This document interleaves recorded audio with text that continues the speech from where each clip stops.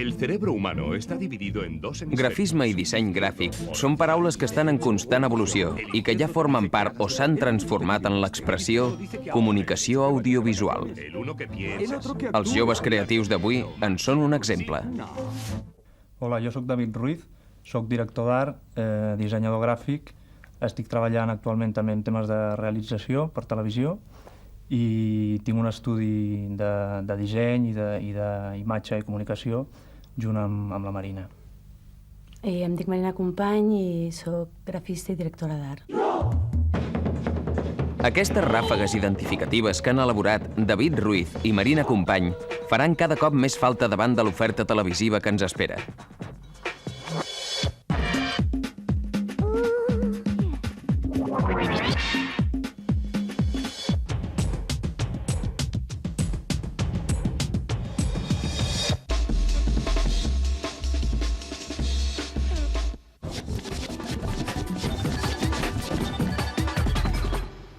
Bueno, en estos momentos es un caos auténtico. Macronegoci.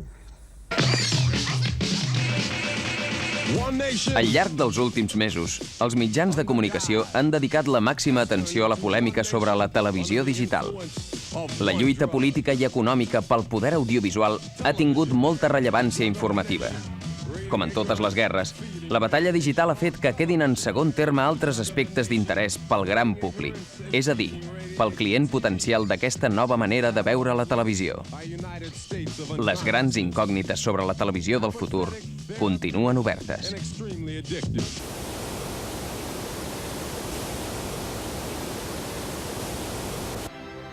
Què vol dir exactament televisió digital?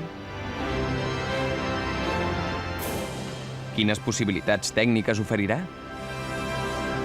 Cable o satèl·lit? La televisió digital revolucionarà els continguts i els formats televisius? Bé, la televisió digital significa per l'usuari, almenys tal com l'estem entenent ara, digital i digital satèl·lit, significa tres coses diferents. La primera cosa diferent és que pel fet de digitalitzar i pel fet de comprimir es poden distribuir molts més canals. Per tant, doncs, si fins ara estàvem limitats a potser rebre 7 o 8 canals, ara en podem arribar a rebre 80, 90 o 100 o 200, o sigui, s'augmenta molt el nombre de canals. El segon tema que vol dir la televisió digital suposa també uns receptors més intel·ligents. Receptors més intel·ligents vol dir que d'alguna manera són capaços de saber si la persona que l'està rebent està autoritzat o no, ha pagat o no, està abonat o no a una sèrie de canals que li arriben. La tercera cosa que estem associant amb la televisió digital, que de fet tampoc no ho hauríem d'associar, és el fet de que sigui via satèl·lit. La televisió digital, almenys en la sortida, s'està sortint com una televisió via satèl·lit, també podria ser via cable, el digital és independent, però bueno, el concepte de televisió digital està englobant aquestes tres coses.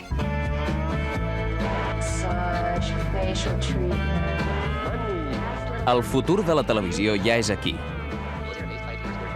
Molts més canals, receptors més intel·ligents i distribució a través del satèl·lit i del cable.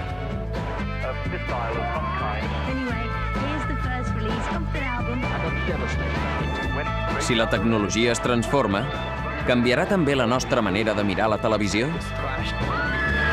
Simplement el que significa la televisió digital, o el que pot significar la televisió digital, és un canvi d'hàbits en el telespectador. O sigui, un canvi en la manera de mirar la televisió. O sigui, un canvi en la manera normal o que estem habitual de mirar la televisió.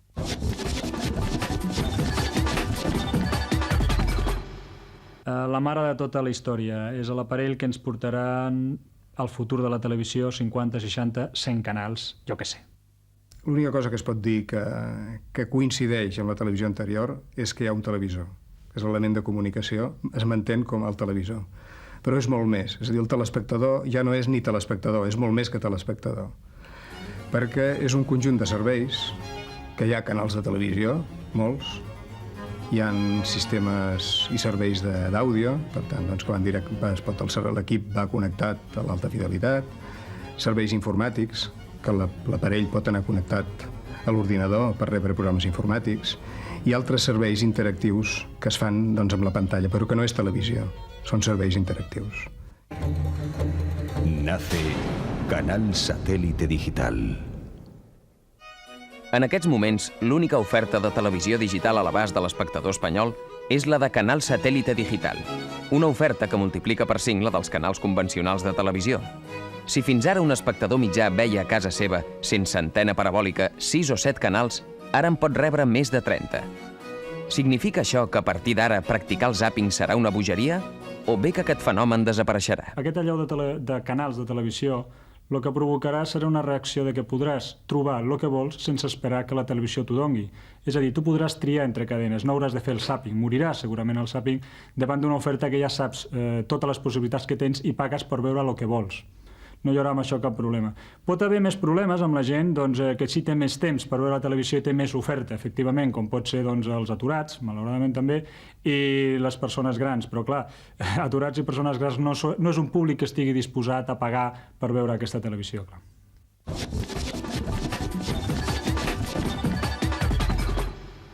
Jo crec que és un terme del passat, ja, en aquest moment.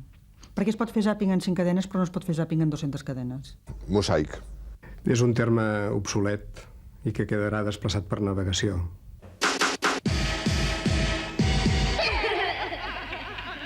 Pràcticament més senzill que fer zàping. Serà com mirar una revista de programació de televisió, o més fàcil, quasi. Perquè per la demostració que jo he vist, o sigui, el demo que jo he vist de navegador, és molt fàcil. O sigui, et surt informatiu, pel·lícula, o sigui, cinema, sèrie, joves, por... És molt fàcil de fer anar. Nosaltres li diem en el nostre servei el pilot, que és el que et permet navegar pel conjunt de serveis, siguin de televisió, siguin d'àudio, siguin d'altres interactius. No?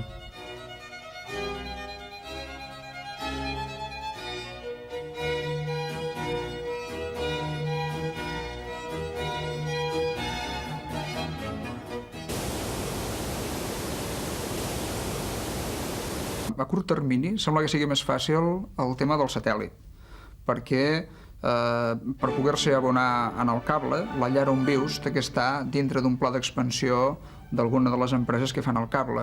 Tens que estar a l'espera que els cables t'arribin fins a casa. En canvi, el satèl·lit, en el moment que comença la emissió, tota la zona que cobreix el satèl·lit és susceptible de que hi hagi persona o persones que vulguin rebre, simplement comprant-se o instal·lant-se una paràbola, el poden rebre. Al fin y al cabo, tanto la llamada plataforma digital por satélite como las redes de cable son medios de transporte. Hay que diferenciar lo que son medios de transporte de lo que es el mundo de los contenidos. En ese sentido, tanto la plataforma digital o los proveedores de servicio de televisión por satélite digital como los proveedores de red de cable irán a los ofertantes de contenido y ofrecerán aquel que crean que a sus clientes les va a resultar más interesante. Ahora bien, hay que decir que siendo dos redes de transporte, son dos redes de transporte absolutamente distintas.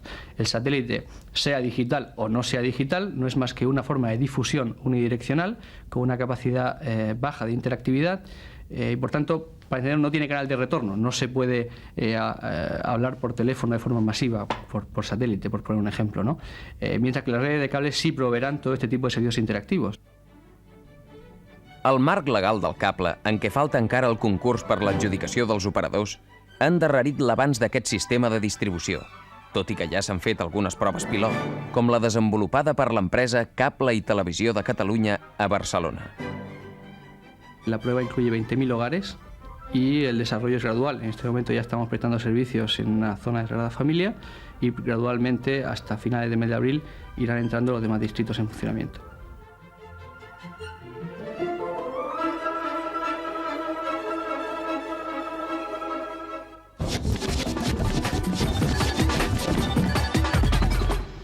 Televisió digital via satèl·lite, segur que no. Quan arribi el cable, anys encara falten, potser tindrem la possibilitat de dir-li al senyor que està fent la televisió el que volem. Una altra cosa és que ens faci cas. Una qüestió que fa un parell d'anys o fa un any semblava que era el futur i que en aquest moment ningú en parla.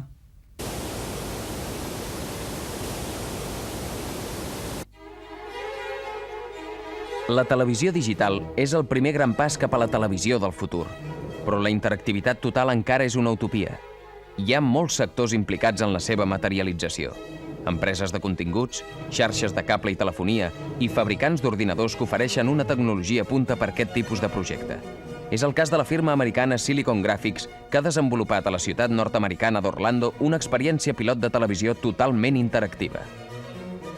El sistema és que el client, d'alguna manera, des de casa seva, podria demanar diferents tipus de serveis. És a dir, el projecte es deia Full Service Network, és a dir, que no solament era a televisió a la carta, sinó que hi havia moltes més coses. Llavors, una persona des de casa seva, amb un comandament a distància, podia, evidentment, demanar notícies o telenotícies online. O sigui, arribava a casa seva i deia, jo vull veure l'últim telenotícies que s'ha emès per televisió. No solament això, sinó que, a més, volia arribar a veure vídeo a la carta. És a dir, hi havia un menú de vídeos possibles, com si accedís a una videoteca, i en lloc d'anar a comprar la pel·lícula de vídeo o jugar a la pel·lícula de vídeo, el que feia és, a través del comandament a distància, demanar exactament quina és la pel·lícula de vídeo i quan, en aquell moment, ell la volia veure. Tu, a l'aparell que rep la televisió per cable, el connectes a l'equip de música i pots tindre amb alta fidelitat qualsevol disc, compact disc del moment. O sigui, tornem al mateix, vas a un menú de possibilitats, escolleixes la música que vols sentir en aquell moment i la sents a casa teva amb el teu aparell d'alta fidelitat.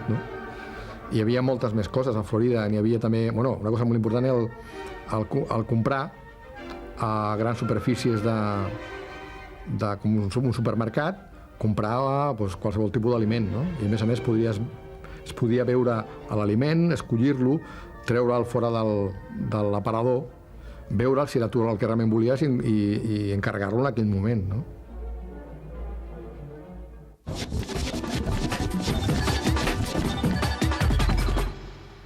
Selectivitat cara. Si no vols pagar taquilla a platea, pagaràs taquilla a platea de casa. No hi ha remei. Pagar per veure. Aquesta és una de les claus de la televisió del futur.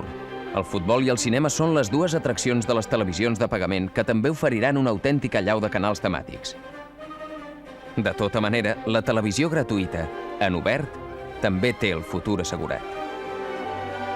Al mercat editorial hi ha revistes monogràfiques de modes, d'esports, de hobbies, i això no ha exterminat la premsa generalista, els diaris que comprem cada dia. I, evidentment, de la mateixa forma, la televisió monogràfica, que és molt interessant i que les virtuts són clares, no exterminarà la televisió generalista, entre altres raons perquè és gratuïta.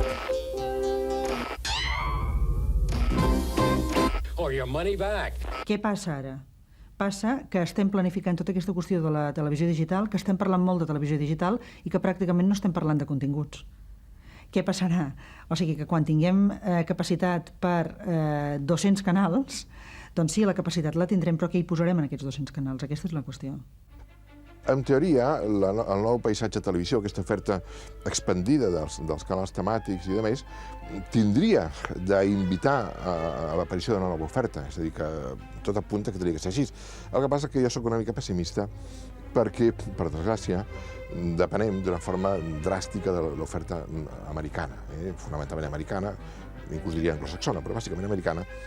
I, si es multipliquen els canals, em temo molt que el còmode serà comprar coses que estan ja fetes i, per tant, no hi ha risc perquè estan fetes. Perquè, esclar, produir és una despesa important, no?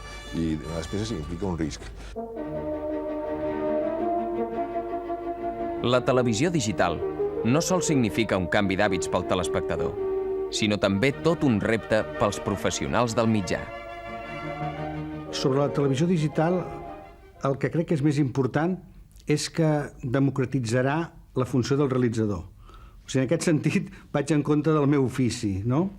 Jo crec que, si és veritat, com diuen, i com es veu que és el Canadà, que s'ofereixen 3 o 4, fins a 140 he llegit jo, però 140 em sembla excessiu, però tantes possibilitats de càmeres, i tu des de casa teva, fent el zapping, et pots anar planificant la retransmissió, per exemple, si és una retransmissió, jo crec que això estaria molt bé i que a més democratitzaria el fet de la realització, no seria una realització imposada.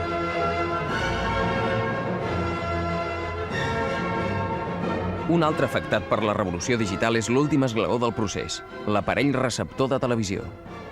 Estamos pensando en un televisor que desde luego será de pantalla panorámica, será de 16/9, debería de ser de pantalla plana para que no ocupara mucho en nuestro salón y debería de tener además incorporado un descodificador digital y un acceso a Internet.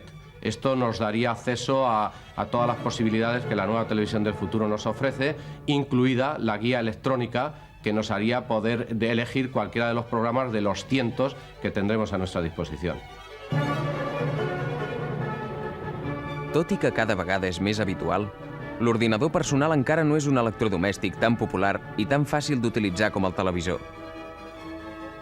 Per aquesta raó, el televisor pot ser un bon vehicle per navegar per internet.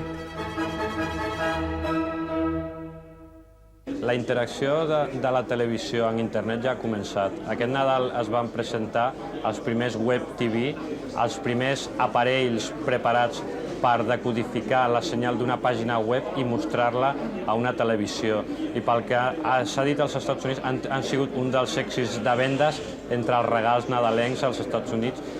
El preu és molt barat, està a l'entorn de les 85.000, 90.000. És barat per lo que és la complexitat de l'aparell i pel que és la novetat. Recordem-nos que quan els telèfons mòbils van començar es venien a 200.000 pessetes i ara es regalen. Navegarem per internet, pagarem per veure cinema, futbol o documentals.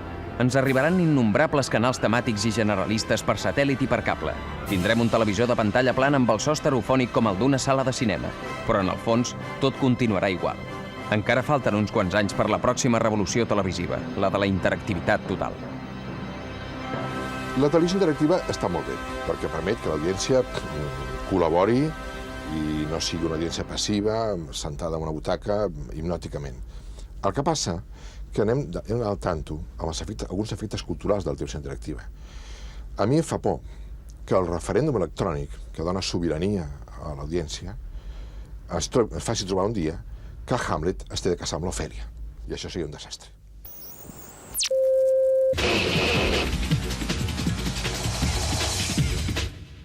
Està de moda tots els temes que siguin els making-of, temes que estan cap avall. Els primers, els reality shows, que pràcticament han desaparegut. Està en on el sexe segur. I de baixa, potser de baixa, la llàgrima fàcil. Està en on les dones realitzadores de cine. Gina Ruedes? Una cosa que està cap avall és Roseanne, per exemple. Simplement perquè li ha tocat la loteria. Déu meu, sembla un avís d'alarma nuclear, això.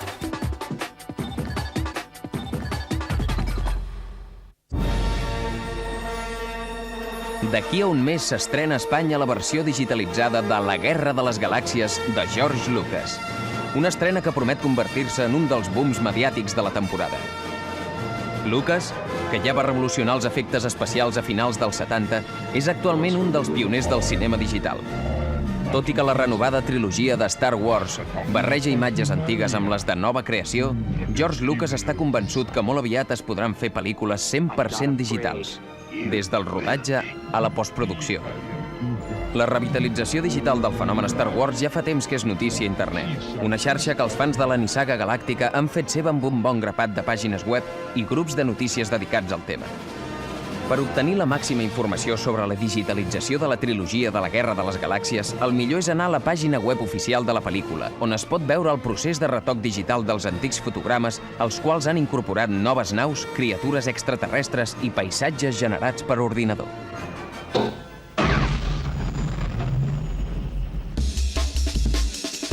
El Nokia 9000 té l'aspecte i la mida d'un telèfon mòbil GSM convencional, però si l'obrim ens trobem amb un aparell que és un comunicador complet, que permet enviar fax, correu electrònic i connectar-se a internet.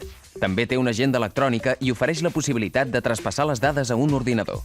El més impactant d'aquest petit gegant d'un preu inferior a les 200.000 pessetes és la connexió a internet. El Nokia 9000 és perfecte per enviar i rebre correu electrònic, però la connexió al World Wide Web és lenta, ja que treballa a 9.600 bauts, la màxima velocitat permesa per la xarxa GSM. Primer va ser l'àudio en temps real i ara li ha tocat el vídeo. La companyia nord-americana Progressive Networks, pionera en la reproducció audiovisual en temps real a internet, ha posat gratuïtament a disposició de tots els usuaris de la xarxa el software Real Video, que permet reproduir vídeo instantàniament amb una qualitat raonable. Si disposeu d'un mòdem de 28.800 watts i d'un ordinador multimèdia, baixeu-vos el programa. El trobareu a la pàgina web de Real Audio. El llançament del Real Video ha fet espavilar tots els proveïdors de continguts d'internet. Ja es poden reproduir clips musicals, tràilers de pel·lícules, programes de televisió i fins i tot nou material rodat expressament per al Real Video. Aquest és el cas de 3 curtmetratges del director Spike Lee només disponibles a internet. Real Video no és l'únic sistema de reproducció en temps real a internet, però el prestigi del seu predecessor, el Real Audio, pot convertir-lo fàcilment en el nou estàndard audiovisual de la xarxa. Revista electrònica en CD-ROM i luxosa revista en paper de primera qualitat. 2 revistes en una és el que ofereix l'últim número de la publicació britànica Artifice. Arquitectura, art, cinema, fotografia, moda, disseny, història... Artifice és una revista pluridisciplinar que aprofita el format tradicional i les possibilitats multimèdia per mostrar les últimes tendències artístiques a la Gran Bretanya. Del seu quart número destaca una cuidada selecció de música ambient, un reportatge sobre la vida artificial i les últimes tendències arquitectòniques en el camp dels museus. Si necessiteu més informació sobre Artifice, aquí en teniu l'adreça electrònica.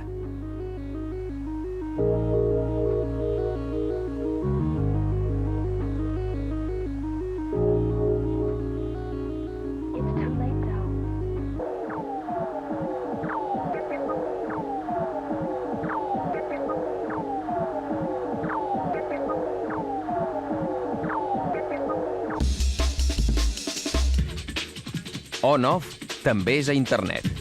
Us convidem a visitar la nostra pàgina web on trobareu links amb les millors adreces de les xarxes relacionades amb els temes tractats al programa, el vocabulari subjectiu dels nostres convidats, les coses que estan on i off, les novetats i la nostra bústia de correu electrònic. Esperem els vostres missatges.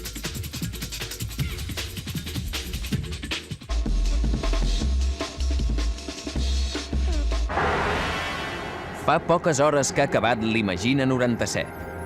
On-Off us prepara un especial amb totes les novetats de la 7a edició d'aquest Fòrum de les Imatges, en què també podreu veure les obres guanyadores dels Premis Pixelina. Perquè aneu fent boca, us deixarem amb una obra del realitzador Eric Cognou.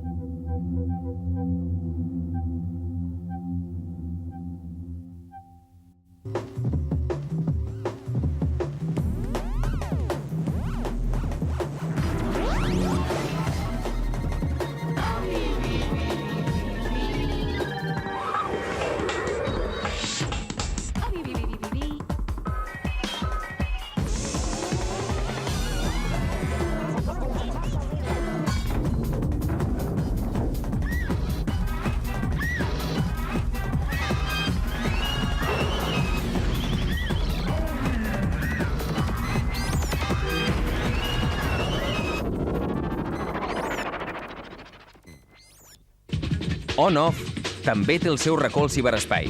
Envia'ns les teves opinions i suggeriments a la nostra adreça de correu electrònic i busca a internet més informació sobre els continguts del programa a través de la nostra pàgina web.